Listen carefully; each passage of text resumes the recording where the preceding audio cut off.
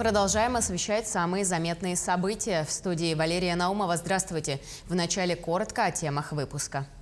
В республике с 2024 года планируется вводить более 800 тысяч квадратных метров жилья.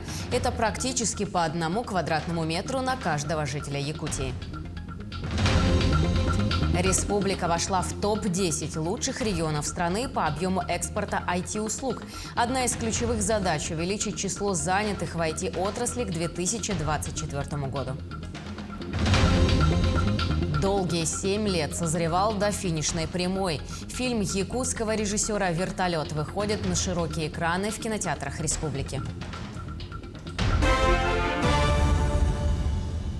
Начнем наш выпуск с эпидобстановки. За минувшие сутки на территории республики от коронавируса выздоровели 3535 человек. В стационар госпитализировано 110 человек с коронавирусом из 3798 новых выявленных случаев.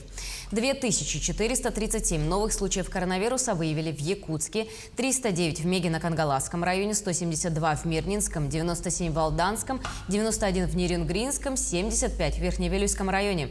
Первым компонентом вакцины привиты 80,8%. Ревакцинацию прошли 55% якутян, у которых наступил срок повторной иммунизации.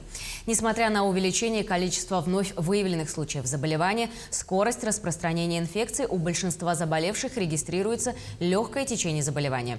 Указанное обусловлено в первую очередь с вакцинацией против коронавирусной инфекции. Между тем, 7-дневный карантин для лиц, контактировавших с больными коронавирусом, больше не требуется при отсутствии симптомов как коронавируса, так и ОРВИ, следует из постановления главного государственного санитарного врача России Анны Поповой. Также в постановлении говорится, что заболевших коронавирусом будут выписывать без проведения контрольного теста в случае, если они будут находиться на лечении дольше 7 дней. Если пациента выписывают раньше, он должен сдать тест на COVID-19 не менее чем через 3 дня после подтверждения диагноза. Новые правила уже вступили в силу. В связи с ростом заболеваемости COVID-19 в районах республики по поручению главы республики Айсена Николаева решением оперативного штаба республики Минздрав открывает центр дистанционной врачебной аудиоконсультации по вопросам профилактики и лечения острых респираторных инфекций, в том числе новой коронавирусной инфекции. Любой якутянин, проживающий в отдаленном населенном пункте, в случаях отсутствия медиков или медицинского пункта, имеет возможность позвонить в данный центр для получения квалифицированной медицинской помощи. Впервые жители республики смогут без посещения медицинского учреждения получить консультации врачей. Для работы в центре привлечены профессора, преподаватели медицинского института и ведущие специалисты республиканских специализированных медицинских организаций. Центр будет запущен с сегодняшнего дня. График работы без выходных и праздничных дней с 8 часов утра до 20 часов. Для получения дистанционной врачебной аудиоконсультации необходимо обратиться по телефону, который вы видите на своих экранах. Звонок бесплатный. Сегодня мы с утра, с 8 утра, 5 преподавателей мединститута, профессора и доценты сидим на горячей линии. С утра поступает очень много звонков. Звонки приходят очень много из районов, из города Якутска, на которые мы даем квалифицированные, хорошие консультации. Поступают звонки из города Якутска. В основном какие вопросы поступают? По лечению, правильно ли пациент получает лечение, спрашивают. Кроме того, они еще спрашивают по результатам, как, где, как получить результаты и так далее. Поэтому я думаю, что привлечение преподавателей, опытных врачей, которые имеют хорошую квалификацию, я думаю, это большая помощь для населения. В конце декабря прошлого года в рамках национального проекта здравоохранения главные врачи 11 районных больниц республики получили ключи от мобильных лечебно-профилактических комплексов на базе автомобиля КАМАЗ. Намская ЦРБ также получила новый комплекс. Медики отметили качество и доступность оказываемых услуг первичной медико-санитарной помощи населенного Улуса. Комплекс уже начал активно осваиваться и совершать выезды в Наслеги. Комплекс полностью оборудован медицинской мебелью, оснащен медицинским оборудованием. И начиная с 23 января этого года мы уже начали свою выездную работу. Побывали в наших дальних наслегах, заречных наслегах. Были уже в 7 населенных пунктах. И там проводилась мобильная выездная вакцинация и профилактические медицинские осмотры. Свыше 800 тысяч квадратных метров жилья ежегодно планирует вводить республика, начиная с 2024 года в рамках нацпроекта «Жилье и комфортная городская среда», предложенного президентом России Владимиром Путиным. Об этом сообщил первый зампред Кирилл Бычков. По его словам, в минувшем году республика перевыполнила план по вводу жилья, а уже с 2024 года ежегодно планируется вводить более 800 тысяч квадратных метров. Это, по словам Бычкова, практически по 1 квадратному метру на каждого жителя Якутии. Перевод котельных Якутска на тепловые сети Якутской ГРЭС-2 позволит улучшить экологическую обстановку в городе. В частности, в ближайшие годы в рамках создания единой теплоснабжающей организации будут переключены котельные ЕГУ-1 и ЕГУ-2. Котельные поэтапно перейдут на тепловые сети ЯГРЭС-2, они эффективны и будут выведены из строя. В конечном итоге это благотворно повлияет на экологическую обстановку в городе и скажется на снижении затрат на топливо. Якутия в 2021 году обеспечила 66,6% экспорта IT-услуг Дальнего Востока. Республика вошла в топ-10 лучших регионов страны по объему экспорта IT-услуг, улучшив позиции по сравнению с предыдущим годом.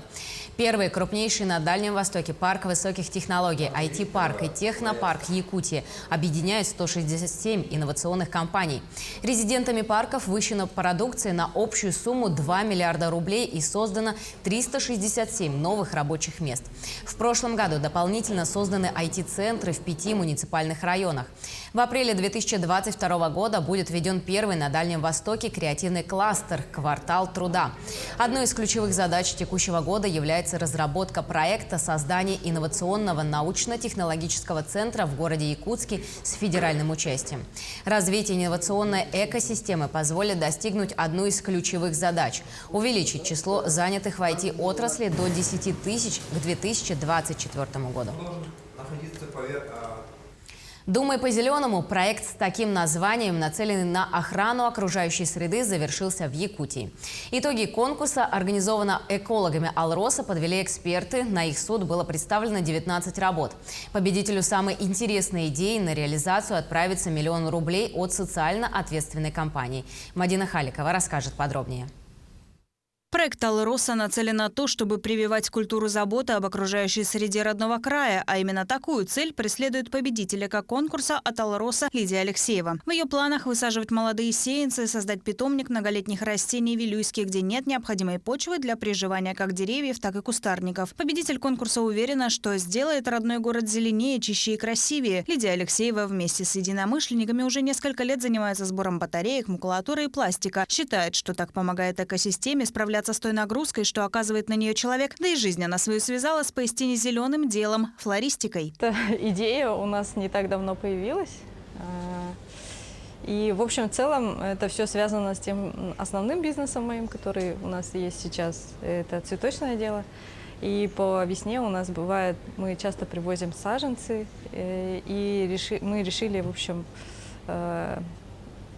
продолжить эту тему и попробовать сделать питомник многолетних растений, потому что звено питомника у нас в Якутии вообще, собственно, отсутствует. Лидия со своим проектом стала победителем конкурса Think Green. Она разработала четкий план по выращиванию многолетних растений на плодородной почве с использованием органических отходов. Это позволит снизить на 50% объем отходов от предприятия общепита и торговли продуктов Вилюйска путем сортировки мусора, а также организации системы обращения с производимыми отходами. На реализацию этого проекта компания «Алроса» направит 1 миллион рублей в определении победителей участвовали сотрудники компании «Алроса» и представители общественных организаций Якутии. Мы высоко оценили готовность этого проекта с конкретными ее мероприятиями, которые необходимо внедрить до конца 2022 года. У «Алроса» обширный опыт реализации экологических проектов, и эксперты компании стремятся популяризировать ответственное отношение к окружающей среде среди жителей республики. Компания делает очень многое для формирования экологической культуры в Якутии. Сегодня очень радует, что именно наши крупные компании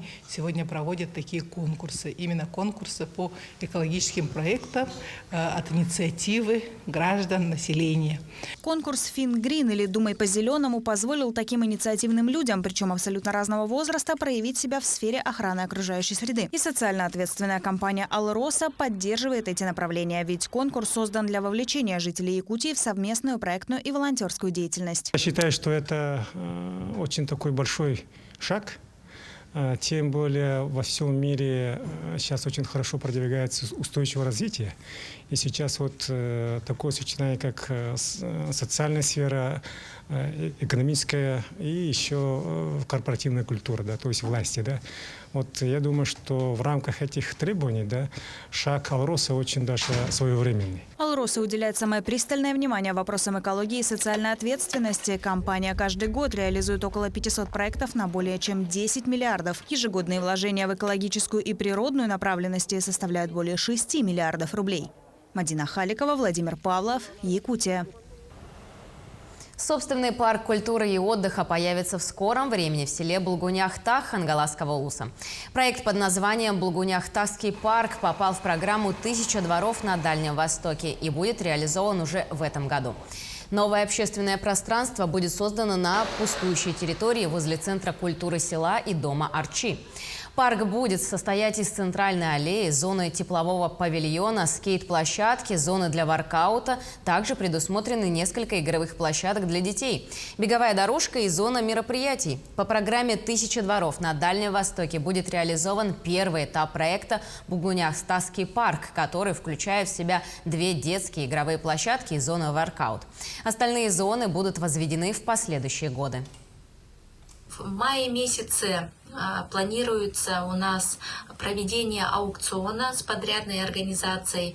И надеемся, что осенью этого года мы откроем наш парк для наших жителей. Долгие 7 лет фильм созревал до финишной прямой, по пути обрастая новыми смыслами, наградами на кинофестивалях в разных частях страны и иногда даже слухами и легендами вокруг себя. Новый фильм «Вертолет», снятый по сценарию известного в республике артиста, автора песен Иннокентия Васильева Лагентей, продолжает поднимать вопросы остро-социального характера.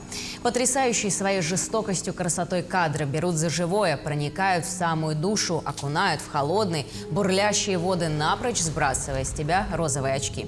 И пока главный герой преодолевает себя и попутно неприступные ранние горы, мы решаем для себя, что же собой представляет вертолет. Это символ, связывающий небо и землю, или же олицетворение неминуемого рока. Премьера фильма состоится в кинотеатрах республики 17 февраля.